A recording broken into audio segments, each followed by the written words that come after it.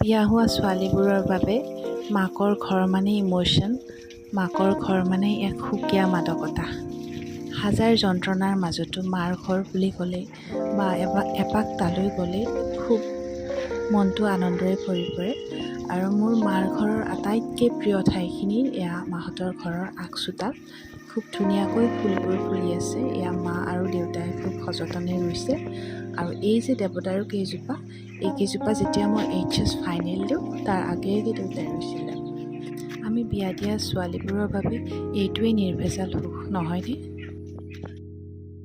বিয়া হোৱা ছোৱালীবোৰৰ বাবে মাকৰ ঘৰ মানে ইম'শ্যন, মাকৰ ঘৰ মানে এক সুকীয়া মাদকতা। হাজাৰ যন্ত্ৰণাৰ মাজতো মাৰ ঘৰ বুলি ক'লে বা এপাক তালৈ গ'লে খুব মনটো আনন্দৰে ভৰি পৰে।